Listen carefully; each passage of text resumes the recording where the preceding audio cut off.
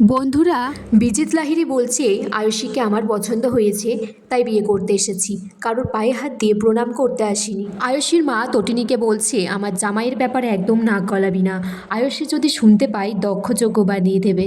জিৎ মুখার্জি বিজিত লাহিড়ীকে বলছে তোমার ফ্যামিলি থেকে কেউ এলো না?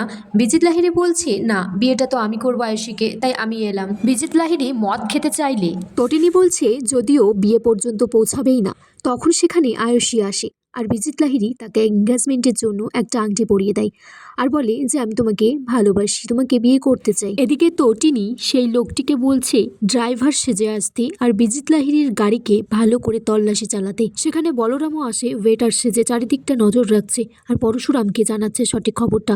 লাট্টু বিজিত লাহিড়ীকে বলছে আচ্ছা আঙ্কেল, তোমার হাতে ওটা কি? তুমি ওটা কি খাচ্ছ?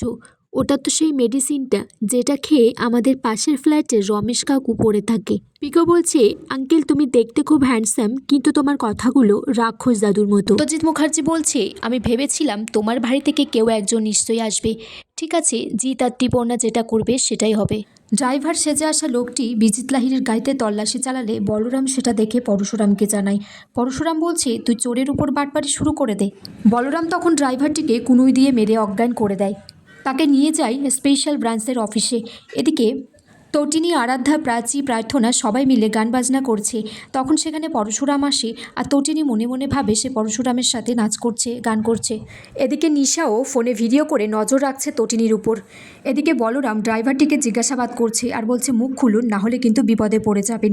তখন মায়া বলছে বলরাম তা এইভাবে হবে না, তোমার স্পেশাল টোটকাটা ব্যবহার করো তুমি। তখন সেখানে সৌরভ এসে বন্দুক দিয়ে লোকটিকে মারতে গেলে পরশুরাম চলে আসে আর সৌরভের হাতটা ধরে। পরশুরাম সৌরভকে বলছে এত গুরুত্বপূর্ণ একটা সাক্ষীকে তুই মেরে দিতে কেন চাইছিস? তাকে সন্দেহ করছে।